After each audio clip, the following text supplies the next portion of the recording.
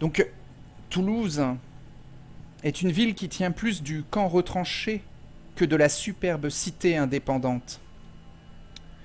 Pendant la journée, des soldats en armes sont visibles partout et des tuniques de croisés sont très nombreuses dans les rues.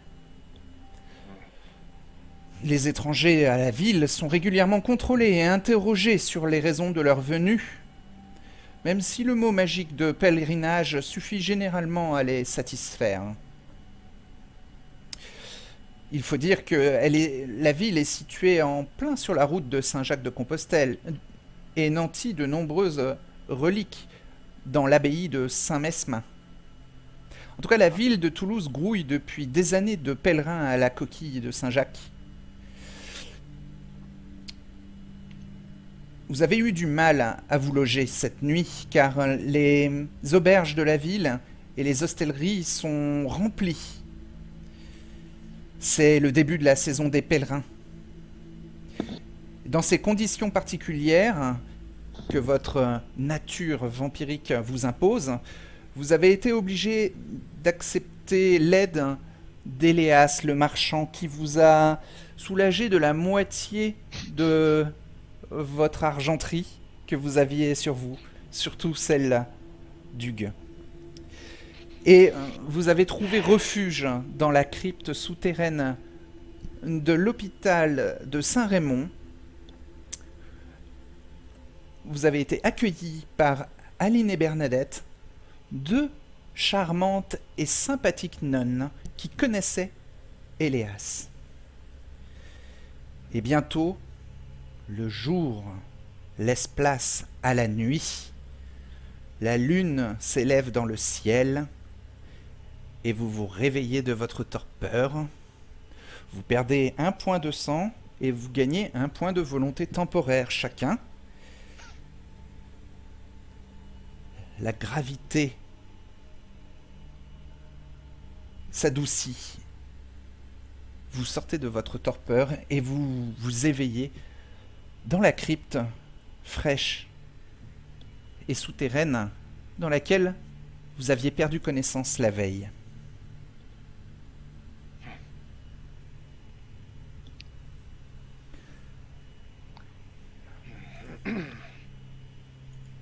Anselme. Anselme, vous êtes réveillé? Je le suis, abbé. Bien, bon. Vous entendez les grognements de Simon. Je suis réveillé, moi aussi. Ah, parfait, Simon. Ses yeux rouges sont visibles dans l'obscurité ambiante. Et vous voyez la lueur d'une torche près de l'entrée de votre crypte. Une torche murale ou c'est quelqu'un qui la tient? Une torche murale. Une torche murale, d'accord. Vous êtes tous les trois seuls pour l'instant. Ok. Anselme, avant que le soleil maudit nous interrompe, nous discutions de la marche à suivre pour les jours qui viennent. Je pense que nous devrions deviser encore un moment afin d'avoir un plan d'action bien établi.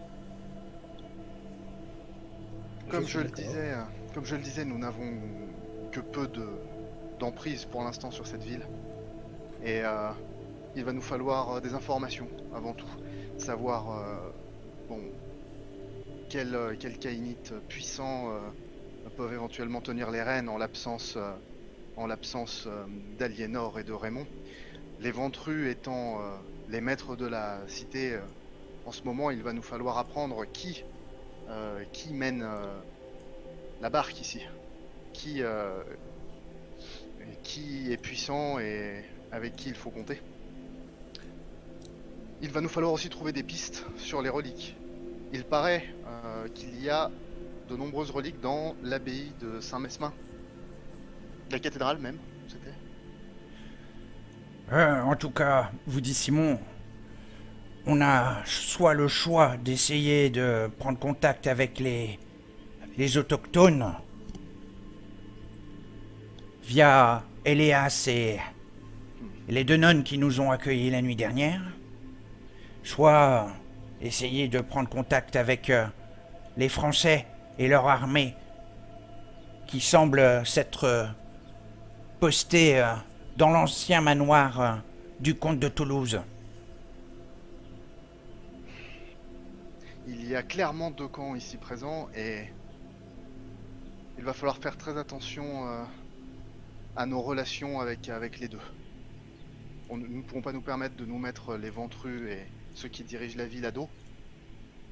Mais dans le même temps, peut-être que les Caïnites qui résidaient ici avant, et les As, nos 2 bienfaitrices au-dessus de nous, peut-être ont-ils des informations sur ce qui se passe. Et dans le même temps, il va nous falloir être très prudents dans notre manière de nous comporter avec les ventrus, car s'ils venaient à découvrir la réelle raison de notre présence ici, eh bien peut-être vont-ils nous mettre des bâtons dans les roues. Peut-être voudront-ils la couronne pour eux, ce genre de problème. Nous avons l'avantage d'être déjà présents auprès d'Amaline et Bernadette à l'hôpital Saint-Raymond. Peut-être pourrions-nous essayer de voir si elles auraient envie d'avoir des espions qui parlent la langue des Francs auprès des Ventrous. En effet, Gagner voilà leur une approche confiance. intéressante. Gagner leur confiance nous permettrait peut-être d'atteindre Aliénor, de connaître sa position et Sébastien. Oui, oui, Au moins, cela nous laisserait-il un peu de temps. je suis d'accord avec Anselme. Si nous pouvons nous mettre de notre côté, là, les 2 nonnes peut-être pourront-elles ensuite nous présenter aux autres Caïnites qui ont dû rester cachés dans la ville. Cela nous ferait un pied dans le monde nocturne de Toulouse avant les ventrus. Oui, tel que je connais ce clan, il n'aime pas se mélanger à la populace. Et j'aurais un autre souci à vous soumettre. De quelle manière allons-nous nous présenter aux différents Caïnites que nous allons rencontrer? Sommes-nous des pèlerins? Sommes-nous venus à Toulouse spécifiquement? Sommes-nous de passage? Quelle va être notre couverture? Peut-être pourrions-nous nous présenter comme ce que nous sommes finalement tous par notre condition nocturne. Des seigneurs de la nuit? Des seigneurs de la nuit qui cherchent à profiter de l'opportunité ouverte par une nouvelle ville sous le règne des Ventrous. Auprès d'eux, cela ferait des alliés potentiels pour établir une forme de siège de pouvoir. Auprès d'Aline et Bernadette, nous conserverons notre statut d'espion, d'ennemi des Ventrous. Et peut-être leur faire miroiter une possible reprise de la ville plus tard, avec les informations que nous pourrions leur fournir. Il nous faut leur donner peut-être une raison pour laquelle nous détestons cette racaille qui a pris leur ville. Comme vous le savez, je ne suis pas très vieux encore, et je n'ai eu que peu d'interactions avec les différentes cours et personnes de pouvoir. J'ai surtout beaucoup étudié auprès de Don Nazarino, mais la politique ne fait pas encore partie de mes points forts. Aussi, j'aurais souhaité votre éclairage et votre soutien dans ces domaines. Il suffit juste d'être malin, te dit Simon. Je vais vous proposer un plan. Nous pouvons éventuellement, sous couvert de ce que j'ai mentionné précédemment, le fait que nous essayons d'obtenir ces opportunités et que cette ville nouvelle s'offre à nous, Oui. faire miroiter aux Ventrous notre opportunisme comme Tout à fait. un potentiel gain pour eux. Le fait d'avoir un nouveau siège de pouvoir établi en ville, des membres de notre sang qui pourraient remplacer les anciens qui étaient ici. Hmm. Cela soulève un problème, selon moi. Comme vous l'avez dit plus tôt, Simon, les Ventrues rechignent à se mêler à la populace, comme vous avez dit. Ne vont-ils pas nous considérer comme de la populace et justement peut-être indignes de gérer ou de prendre place en ville, en tout cas à une position offrant du pouvoir? Peut-être vont-ils plutôt positionner les leurs? Moi, j'ai des armoiries que je peux faire valoir. Et vous, Hugues aussi, vous avez J'ai un poste, en un effet. titre. J'ai un titre et un certain poids dans l'église, bien entendu. Concernant Anselme, ça sera plus délicat de se faire entendre pour lui.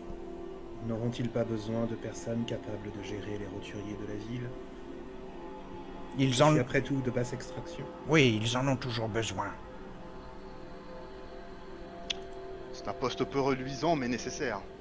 Et vous serez bien en place pour écouter les murmures et les battements de la ville. Ils viennent de faire et de mener une guerre. Ce sont des hommes qui dirigent. Ils ont besoin d'avoir le soutien d'une population et à ce sujet, je suis peut-être plus à même de montrer mes capacités. C'est sûr, le mieux Et je ne possible. suis pas du clan de la Rose, leurs amis ici, rappelons-le. En effet. Oui, Alors- vous êtes tout désigné. Cessons de tergiverser et Ah. sortons. Bien sûr, Simon, nous allons y aller. Peut-être me positionnerai-je, moi, auprès des ecclésiastiques locaux pour peut-être apporter mon soutien et le soutien des La Sombra. Proposons notre plan à Aline et Bernadette. Eh bien, en Montrons-leur que route. nous pouvons. Très bien, vous passez par l'entrée de la crypte et remontez. Et je vous rappelle que vous êtes dans un hôpital qui est rempli de croisés, Oui. de soldats, de guerriers religieux, Mhm. de prêtres guerriers. Donc, vous avez tout de suite une espèce de menace passive quand on jette des regards autour de vous, quand vous sortez du sous-sol. Mais heureusement, Aline et Bernadette vous remarquent et viennent vers vous assez rapidement. Bonsoir, messieurs. Vous avez passé, j'espère, un agréable moment. Tout s'est très bien déroulé, mesdames. Encore une fois, merci pour votre hospitalité. Merci mes bonnes dames. Et, C'est ce un n'est endroit rien. parfait pour moi. Vous êtes les bienvenus ici le temps de votre séjour. Et vu la difficulté de trouver un endroit sécurisé, vous pourrez revenir comme bon vous semblera. Encore une L'hôpital sera toujours ouvert pour vous. fois, c'est très généreux, vous avez tous nos remerciements pour ça. Par contre, et là c'est Bernadette qui se penche un petit peu vers vous et qui vous chuchote. Faites attention dans les rues de Toulouse actuellement. La ville rose est remplie des troupes du roi qui paradent aux côtés de l'Inquisition et du terrible frère Lotois. Ah, Il est impopulaire dans la ville, mais il semble impitoyable et ne rechigne pas à chasser ceux de notre espèce. ce frère Lotois, qui est-il? C'est un chef inquisiteur? Un croisé? Que pouvez-vous nous dire à son sujet? C'est quelqu'un qui a connu la guerre. Et Aline semble acquiescer aux paroles de Bernadette. Et la mine d'Aline vous exprime de l'inquiétude quand Bernadette vous parle de frère Lotois. C'est un mortel, mais il semble différent des autres, comme si l'œil de Dieu était sur lui. C'est un ennemi dangereux. Chasse-t-il activement chasse-t-il activement les membres de notre sorte? Pas directement nos membres, mais il chasse les parfaits, les représentants de la vision et des idéaux cathares. Ah.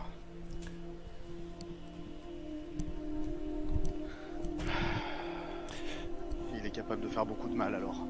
Il n'est pas ouvert à l'idée que il y ait peut-être deux dieux dans notre monde.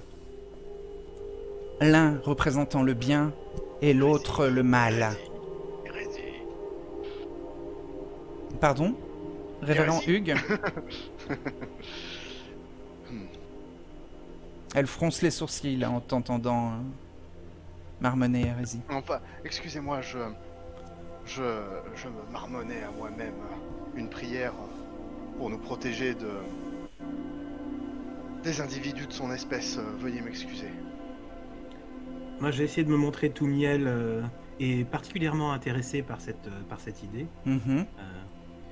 Et je vais leur dire, mais mesdames, vous auriez peut-être besoin de nous. Vous avez parlé de la racaille qui dirige cette ville en ce moment. Et je dois vous avouer que, dame, cette racaille, elle nous a toujours maltraités. Bien sûr. Je hoche la tête, tu sais, pendant qu'il parle, je valide. Mm. Aline et Bernadette vous disent toujours en chuchotant le problème des Français, c'est qu'ils ne sont pas ouverts d'esprit. Ils sont figés dans leurs idées et l'existence d'un point de vue différent n'est pas à l'ordre du jour dans leurs esprits. Ils sont condamnés à simplifier les choses. Tout est régi par un seul Dieu qui décide de tout, aussi bien du bien que du mal, sans explication autre que ses objectifs et sa volonté sont inexplicables, sont incompréhensibles. Mais nous savons, tous les 5, que nous pouvons avoir l'expérience d'une vie qui dure au-delà des générations. C'est bien vrai, mesdames. Je me suis fait battre par un sale racailleux parce que je collectais des herbes à proximité, des herbes qui sont bonnes pour le foie et pour l'estomac et qui ont sauvé beaucoup de mes proies juteuses. Ils ont... Bien sûr. Vous n'êtes pas comme eux, hein? Vous pensez que nous, on peut peut-être faire des choses et peut-être que on leur revaudra ça. On va leur infliger une sacrée pagaille dans leur nouveau bercail. Et vous inquiétez pas, ils ne savent pas que nous on est avec vous et on parle leur langue.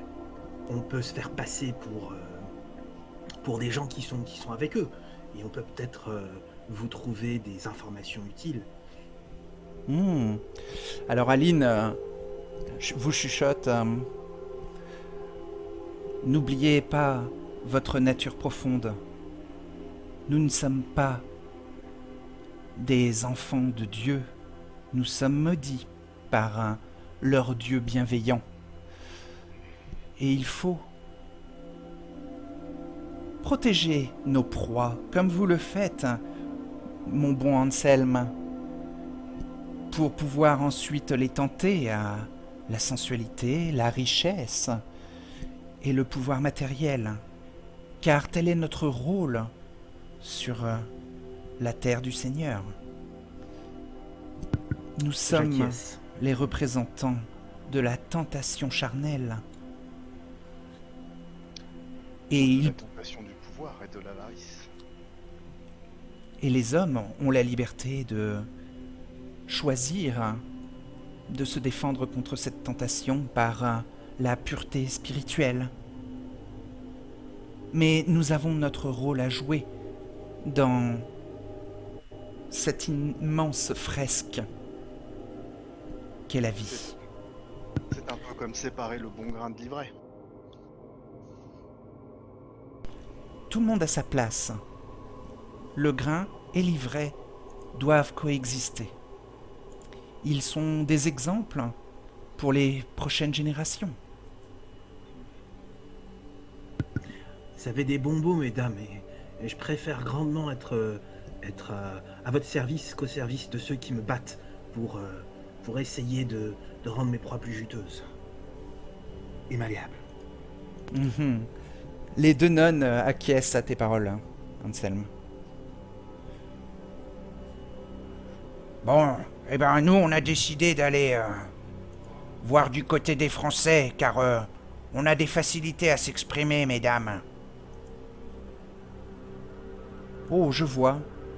Eh bien, que la nuit vous porte chance, messire. Méfiez-vous de ces soldats, de ces militaires ventrous. Et si vous voulez nous aider, eh bien, nous aurons l'oreille ouverte sur les dernières nouvelles que vous pourrez nous rapporter. Vous disent-elles... Alors, elles ont l'air charmantes et presque séduisantes dans leurs habits de nonnes. Nous garderons les oreilles grand ouvertes, nous aussi. Et nous vous rapporterons ce que nous pourrons. Peut-être avez-vous pu voir ou entendre parler de la racaille ventrue ici présente? Outre ce frère Lotois, de qui devons-nous nous méfier ou nous rapprocher?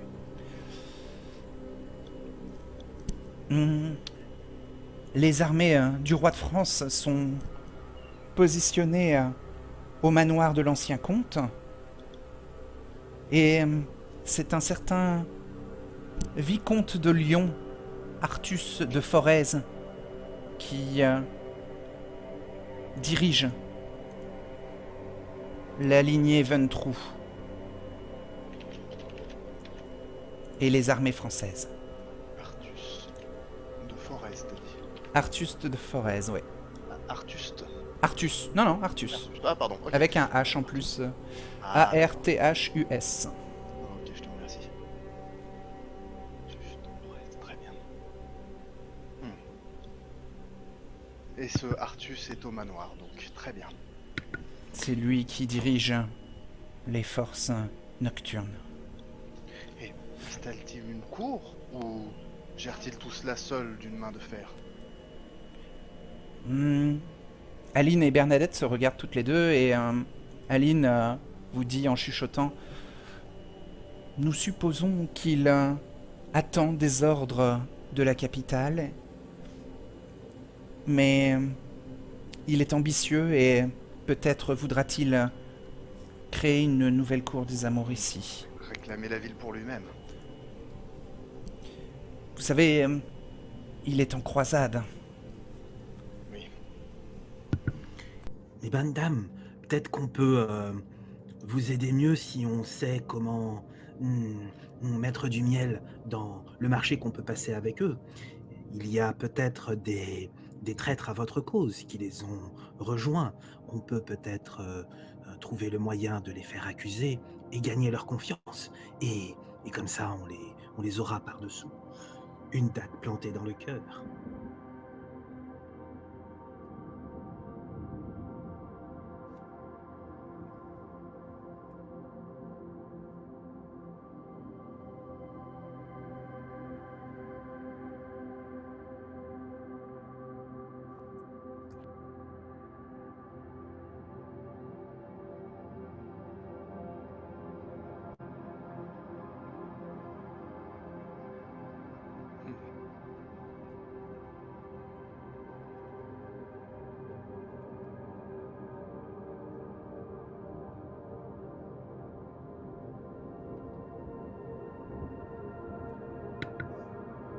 Ils doivent bien avoir des contacts locaux, des gens qui se sont empressés de venir leur lécher les bottes une fois leur arrivée en ville.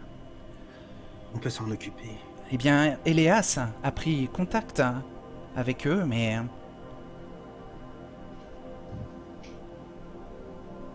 Vous avez des raisons de douter de sa bonne parole? Il a été assez généreux pour nous amener jusqu'ici chez vous. Elias est un des nôtres. Il use de ses talents et accepte entièrement sa nature profonde. Il a dû sûrement négocier avec les soldats français, mais ce sont des militaires et ils sont difficiles à faire sympathiser. Le mieux serait que vous alliez peut-être constater de vous-même. Pouvons-nous nous présenter au manoir sans crainte?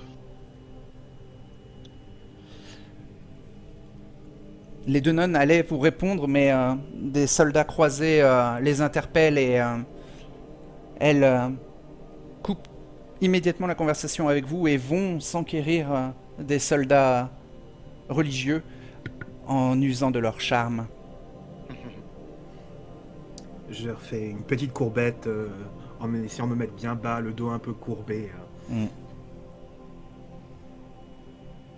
Donc les deux nonnes vont s'occuper des croisés qui les appellent. Nous avons peut-être suffisamment abusé de leur temps. Nous devrions nous mettre en route. Allons trouver plus d'informations, mon père. Allons voir les soldats et militaires. Donc vous quittez l'hôpital de Saint-Raymond. Mhm. Et vous vous dirigez vers les hauteurs nord de la ville. Le manoir est une bâtisse imposante sur les murailles de laquelle flottent désormais les armoiries du roi de France.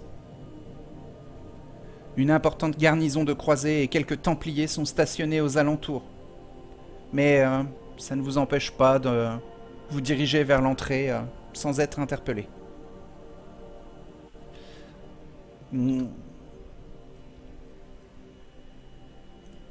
Un laquais à l'entrée vous reçoit et vous demande s'il doit vous annoncer et vous demande de vous présenter.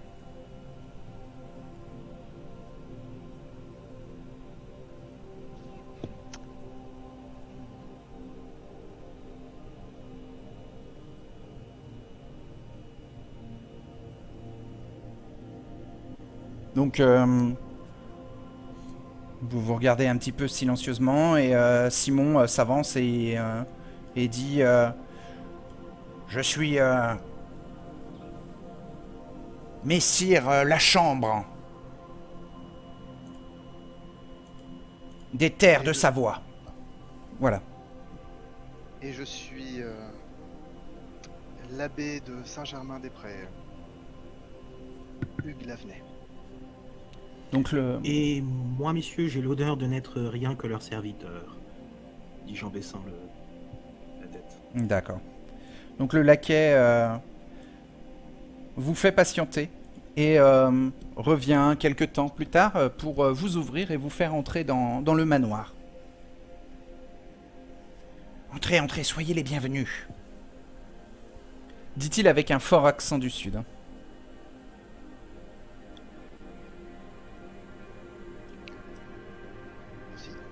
Donc vous entrez dans cette énorme bâtisse, vous croisez des soldats religieux, hein, des templiers. Et on vous amène dans la salle principale où va se trouver Artus de Forez, vicomte de Lyon.